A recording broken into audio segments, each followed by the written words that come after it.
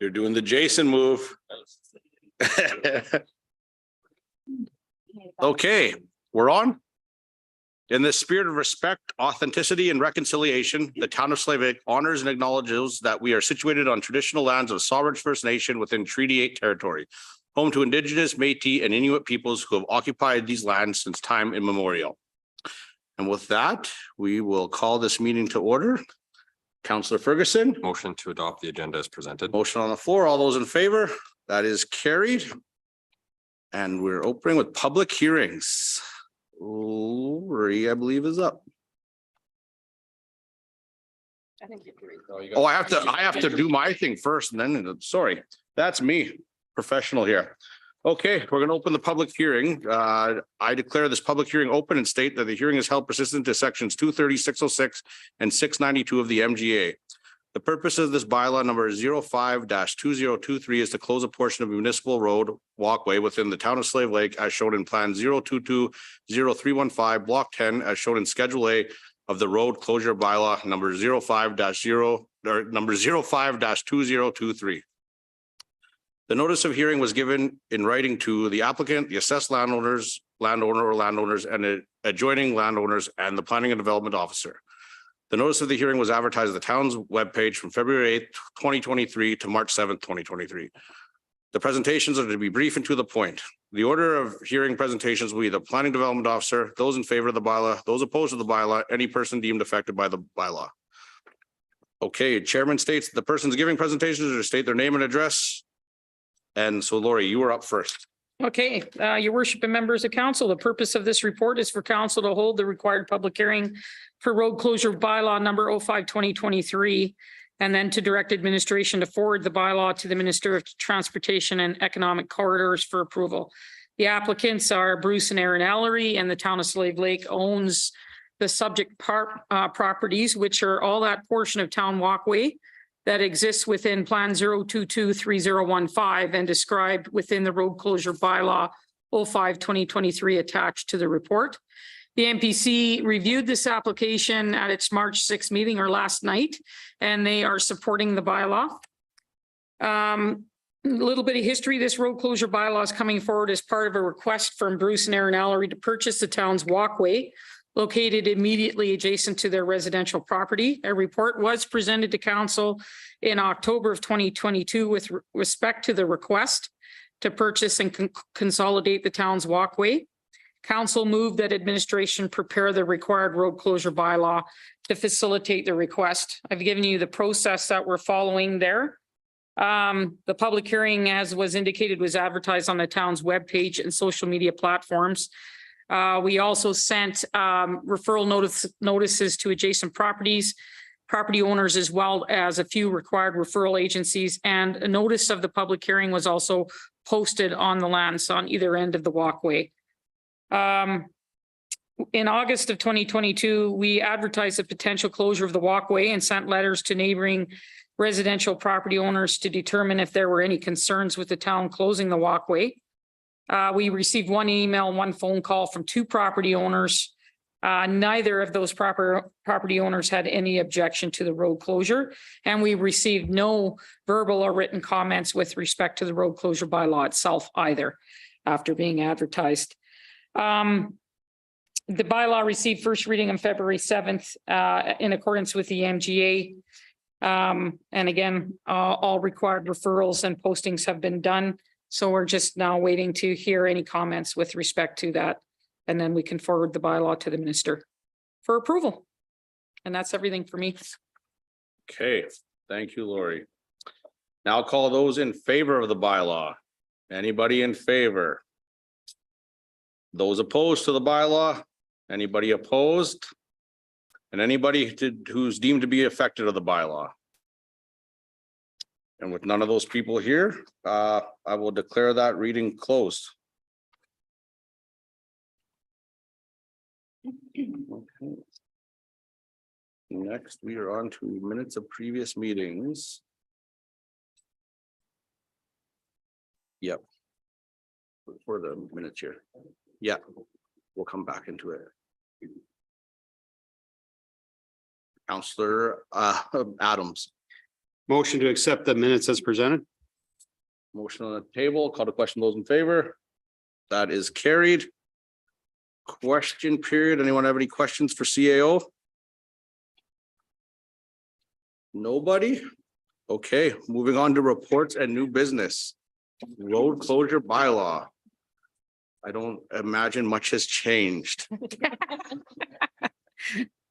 No, just a recommendation that we forward the bylaw now to the Minister of Transportation and Economic Corridors for approval. Any questions or motions? Councillor Adams, I move that council direct administration to forward road closure bylaw 05-2023 along with all required supportive documentation to the Minister of Transportation and Economic Corridors for approval. any discussion? Call to question, those in favor? That is carried. Thank you. Thank you, Lori. Kush, CN Caribou Trail Crossing.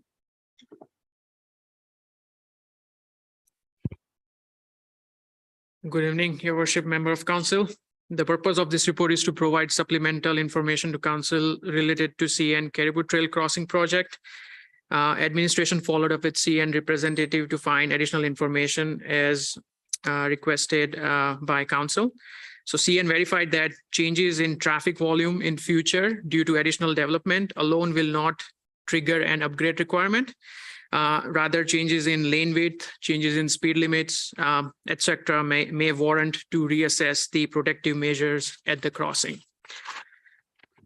CN also verified that it is not mandatory requirement to produce E4 drawing to request an estimate, but preparing one allows the signal team to produce accurate estimate. However, if town is not providing an E4 drawing, then they would require average annual daily traffic count, some site distances measurement, and crossing angle with the road to give us some sort of like indication as to how much the project cost would be. Additional traffic count, if town had to undertake, then that could range around 7,000 to 10,000. It was also verified that if town would be obligated to move ahead with the project if the application is selected in the future. CN confirmed that in their experience, when applicant is selected, you take the advantage of the funding since additional availability of funding in future is not guaranteed. Also, not moving ahead with the project would limit other projects from being funded. So recommended strategy would be to move ahead with upgrades if application is successful. CN can prepare and share an estimate with us once towns complete the traffic count along with geometric data collection of the crossing. Administration believe the upgrades would cost around 400,000 or more. Town share would be 20% and the rest would be funded by Transport Canada. As town has no plans to widen, increase speed limit or make any other significant changes around the Caribou Trail crossing, the chances of getting the application approved is very marginal as the existing crossing is compliant as per the Transport Canada's grade crossing regulations. So council have few options. We can continue with the project, including any task required by CN and proceed with application submission, or do not proceed with the project. If this project is a priority of council to improve safety, then council can opt to fund the entire project. Administration recommends council to not proceed with the project as the existing crossing is compliant with Transport Canada's grade crossing regulations. Okay, any questions for Cook? Councillor Adams. Couple things just on the what they're asking on the what CN needs for the existing geometric design of the crossing and a traffic count. How does it, and this is gonna sound stupid, but how does a traffic count cost 10 grand? Like that can't be right, can it? Because we are doing the intersection studies at two of the location, and that's where we had budgeted 15,000 each, right? That's an intersection study. This is But just that a also includes crossing, right? That also includes traffic count, right? There is and we also reached out to the company who's doing that study, and they indicated it was just a ballpark estimate, right? It was not an accurate estimate. So I mean, it would be cheaper than the intersection, right? But that's reflective. But I mean, we pull those numbers even from our photo radar information on the little capture on the side of a telephone pole. So what's like, if we're getting traffic counts from that and we're getting average speeds and the whole bit, why aren't we just doing a traffic count with that? Stick a speed zone there. Off of Caribou Trail, you mean? Well, yeah, we've got them on 88 Caribou Trail and we've got the little pickups around town as well that are used. Highway 2 both directions. Yeah. Yeah. I think it's just a Within- general ballpark. It's basically just saying that even for us to, I mean, what we're trying to capture is even for us to put an application in, we have to spend more money to potentially chase some of that. So Well, and this is what I'm Maybe saying. I it's- don't think we need. maybe it's closer to 5 or 4. I don't know. You might be able to save a little bit of money somewhere, but to have an engineer to do up to collect some of the data that they're asking for is going to cost something. I mean, the one the thing low that likelihood. why I like this and why I'd like to stay on this list is mainly with the downtown section, when they drop the arms, they're not having to hit that horn. If we can get another one further down in town and it's only going to cost us 20% of the actual cost and it shuts off that horn for the entire southwest section until they hit the next one. I mean, eventually we're going to get to the point that we can not have a train horn through this town all the time. It's crazy. And there always is the option, like as But is in the report there for if this is a priority of council to fund the project entirely too. I'm not gonna, Yeah. I wouldn't be for dropping 400 grand. Dropping 60 is one thing, dropping 400 is another.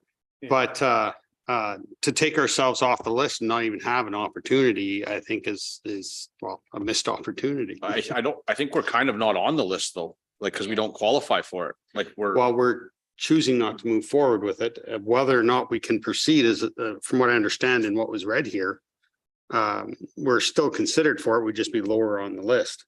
But you're saying it's not even worth it. Councillor Hughes wants to chime in. I'm just curious how the rest of council feels about it as well. Like, is everyone, I don't know the history on this. I can't quite recall. I know you said last meeting, but I'm blanking on that. What was our initial reason for this if Transport Canada is saying that that crossing is compliant? Like, is it just about the horn at night? Like, I just. We, need more Jeff or info. Kush could speak to this better, but we thought we were kind of on a list where we could get some of their grant funding. Yes, yeah. We're not we're even not. qualifying for their list, so. Okay, so why are we pushing it now is my question though. Like what?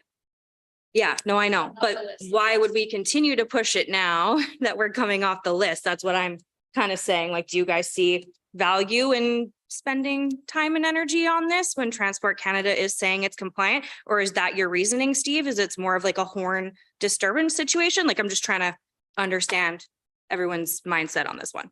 Councillor Adams and Councillor Ferguson. Well, I've got two there, are my concerns. One is, well, the horn, because that's all across town and it affects everything. Having that downtown arms come down, you've got a safety part there, which was pulled in because you had the walkways. Where in that section, which is a main road for E.G. Wallstrom students going to the southwest, you have high traffic or pedestrian traffic going across there. So to me, it is a safety thing, but is it dangerous the way it is? Well, it's been that way since the beginning of Slave Lake. But that being said, can we do better? I think we can do better. And if it does give us the opportunity to get the funding, then I think we go for it. If there's absolutely no hope in hell of getting it, of getting the funding, then I guess I'll bow down to you guys, but I figure what's wrong with having 60,000 sitting in reserves on capital? Councillor Ferguson, you're good? Anything else? Councillor Brandel? I don't know. I think the dream is dead, actually. It was CN that actually brought it to us, the council. It was never council actually going after this one. And as far as I'm concerned, I've never heard residents complaining to council or anything for like advocating for this.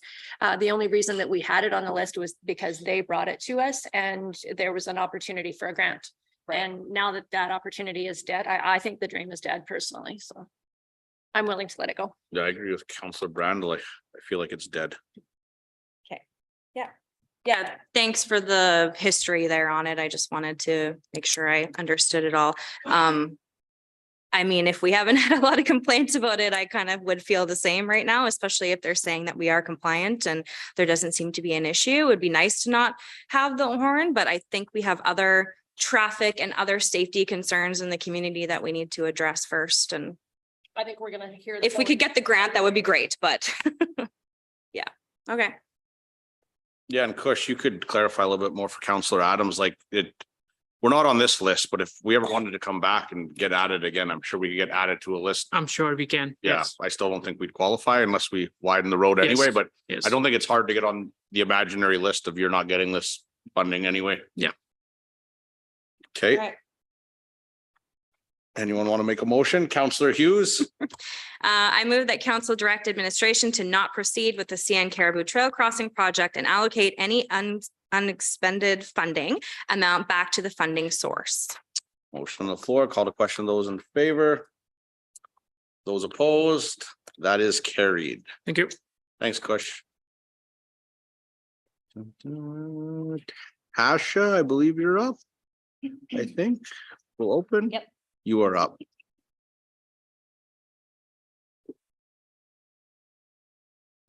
All right, good evening. The first on the agenda for me is a request for decision regarding what are we doing? We are adding to the capital project list.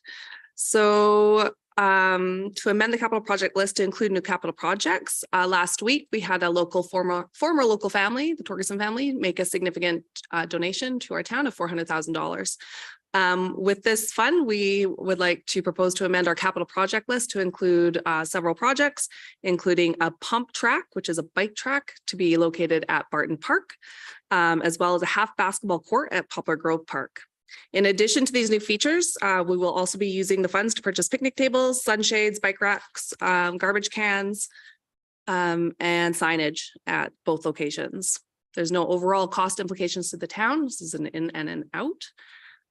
So we are offering two options. One is to amend the capital project list to include these two projects, or to have council direct us to go back to the table on this and explore other options. Communication will be done in terms of social media, as well as our regular communication channels to communicate with the community in regards to what we're doing and if there's any possible park closures. And our recommendation to council is to approve the amendment of the capital projects to include a pump track at Barton Park and a half basketball court at Poplar Grove. Any questions? Counselor Hughes and Counselor Randall. So would you be hoping that this is going to be completed this summer, or what's your timeline? Yeah, we have, Has to be done this year. we would like to see it done this year. Yeah, in Okay, so you'll 2023 be for sure. jumping on this right away then. You know it. Okay, and you would foresee closures to the parks possibly? Will Well, you in the do that, areas where the please, or- construction is happening, for Okay. sure. Yeah, yeah. Okay, we would so have it'll be to. a little bit of. Okay, Communication. cool. It's exciting. Counselor Randall. So the pump track, it's just summertime use, right? Correct. Okay, because a couple of years ago, administration pitched for this Barton Park, an idea of something like this in the summer and then making it, flooding it and making it an ice rink in the wintertime. So, It's definitely something we could explore. okay, yeah, I was just curious if Yeah. that was already in the plan, so. Yeah. Okay. It's, yeah, that was something that we could explore on this project. Counselor That would be wonderful, Adams. yeah. We're saying that there's no financial impact, but I was just wondering, there's got to be some financial impact. What are we looking at as far as a replacement plan, maintenance plan? What's really the life expectancy of the sunshade, the benches, that kind of stuff? When are we gonna see that added on the capital budget? Maybe that's more directed to you. I don't know. In regards to, sorry, when are we going to see the maintenance There's put gotta onto be the a capital maintenance budget? portion, yeah. For sure. All of our assets have a lifespan. I don't know offhand what the lifespan of a basketball court would be. I think it probably comes down to our weather conditions, but I know it probably has a 10-year lifespan is what I'm going to throw out there just at a shot in the dark. I can get that information and come back to council with it though. I think don't have that that's right now. important for us to at least know and budget for in the future, is to know where that's going. Certainly. Yeah, for sure. Thank you. Anybody else? Counselor Adams. I'd like to make a motion, council directs administration to amend the 2023 capital project list to include a pump track at Barton Park and a half basketball court at Poplar Grove Park, along with the associated amenities such as garbage cans, benches, sunshades, bike racks with the and signage projects to be complete in 2023 using the donated funds of 400,000 from the Torgerson family with no net financial impact on the town of Slave Lake. Any discussion? Call to question those in favor. That is carried. And you're up again for the weed inspector. Weed inspector. Okay, so the purpose of this report is for council to appoint a weed inspector to work with the town in order to ensure the municipality is in compliance with our Weed Control Act. The municipality is required to appoint inspectors to enforce and monitor compliance with the Weed Control Act, Part 271, which includes the control of noxious weeds and the destruction of prohibitive noxious weeds. Currently, our senior peace officer is appointed by council. The MD of Lesser Slave River in the past provided weed inspection services to the town. Administration has been investigating alternate ways to accomplish similar service levels. Our current senior peace officer is appointed as a weed inspector, and to assist in this regard, our second peace officer requires appointment. This person needs to be appointed through resolution of council, Section 9 of the Weed Control Act, as our weed inspector. As in previous years, we will be providing information on noxious and prohibitive weeds in the form of door knockers and pamphlets. The goal is to seek compliance over enforcement. Section 19 of the Weed Control Act requires that the local authority to appoint a body to hear appeals of notices and actions taken under the Act. In 2018, council appointed the Council Committee of the Whole to do this. Our options are to appoint a community peace officer as weed inspector, to request administration to research other options, or to remain status quo. The resource impacts include the employee has weed inspection as required as part of her regular duties. There are not any immediate additional direct costs for this service.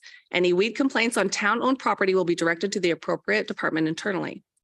Our policy implications are the inspection of the municipality will be prioritized in the following order: municipally town-owned or under control land, industrial, resource, and commercial land, public land, and then residential.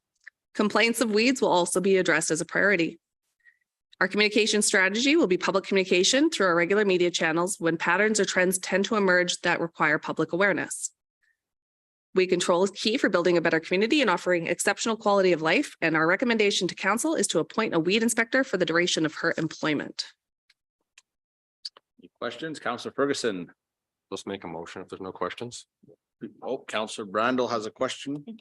Just want to clarify, so the MD is not going to be doing it for this? Sarah's Not gonna for the be doing municipality, it- not for the town. She's going to be the only one doing it. Sarah Rempel, who is our peace officer, as well as our current senior peace officer, he's already a weed inspector. Okay. Yeah, you've gotcha. appointed Mark as the weed inspector previously. Councillor Ferguson. I'll make a motion to appoint Sarah Rempel as a municipal inspector for the town of Slave Lake according to Section 7 of the Weed Control Act for the duration of her employment with the town.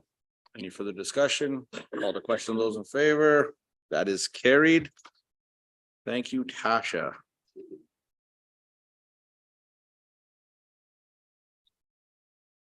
Okay. Water line, open up. Jeff, where are we at here? Oh, good. Of course. We had the raw water line, but my thing keeps going like this. Who's presenting? Ready? Yeah, is that you, Jeff? Yeah, it's page 48 of your package there.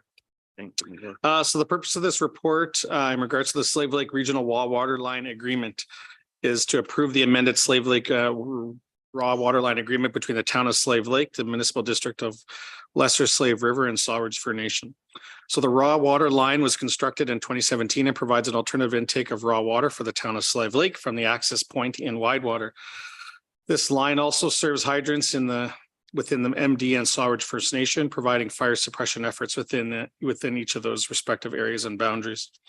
Over the past several years, an agreement for the services of raw water line has been in a drafted state due to changes in administration. This has been a delayed process. During the 2022 year, both the MD and the town of Slave Lake administration completed the process of drafting an agreement. The agreement was brought to intermunicipal and reviewed on December 14th. It was brought to Sawridge Fur Nation in December of 2022 for the review and input. Administration was wanting to hear back from Sawridge. To hear back from Sawridge. In January 2023, the agreement came to council for review and approval as drafted. Council approved the agreement, even though administration was still waiting from Sawridge for comments to come back. This was done in an effort to expedite the process. However, in February, Sawridge came back with a few requests for amendments. These changes have been outlined in the attached draft agreement. Administration is now bringing the amended draft agreement to council for review and ratification. And one thing I'll add from the report is actually this amended draft went to intermunicipal 2 weeks ago. Yeah, at the end of February. At the end of February, and has been approved by both the MD and by the intermunicipal committee. So with the agreement's going back to both to all councils for final approval. So the options today are to pass a motion entering into agreement as presented, or to table the agreement for changes and direct administration to bring back at a later date. Any discussion or questions for Jeffrey?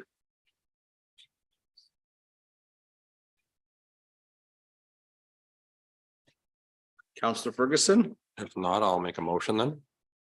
Move to enter into the Slave Lake Regional Raw Water Line Agreement between the Town of Slave Lake Municipal District of Lesser Slave River and the Sarge First Nation effective March 7th, 2023 with the proposed changes by Sarge First Nation. any discussion? Call to question, those in favor? That is carried. Thank you. Jeffrey, doing correspondence as well?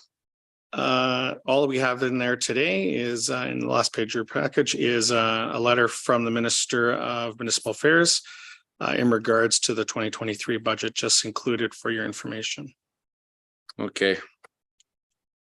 Counselor Adams, Just a quick question on that one was, from what we're stating there, we're getting 820,000 on our MSI funding. Are we seeing, how much of a decrease is that from where we were, or is it actually an increase? I think it actually has increased a little bit, but I'd have to bring back Roland to be able to tell you. Because I know we've taken a significant hit from past years. I wasn't too sure. Is it Yeah. an increase from what we were projecting, or is it a increase from last year? Counselor It's Ferguson. a has some slight knowledge. increase from last year. I think it was, I looked it up, it was between, I think, roughly around 40,000, I think, for an increase overall. Nice. Okay, do we have to accept that as information? That's all you have to do. Yes, we do. Counselor Hughes, I will make a motion to accept this letter from Alberta Municipal Affairs as information. call to question, those in favor, that is carried. Mayor's Corner, obviously just want to give a huge thank you on behalf of council and the region, town of Slave Lake as a whole, to Lance and Tammy Torgerson. Lance was, I'm told, the youngest town councillor in Slave Lake's history. And it's really cool to see a guy move away and then want to contribute back to our community with $500,000 in total. Like that's huge for our region. So thank you to the Torgerson family on behalf of council and the town of Slave Lake. And with that, I'll entertain a motion to go into closed session. Counselor Brandel. I move Mitch. to go into session. Call to question, those in favor? That is carried.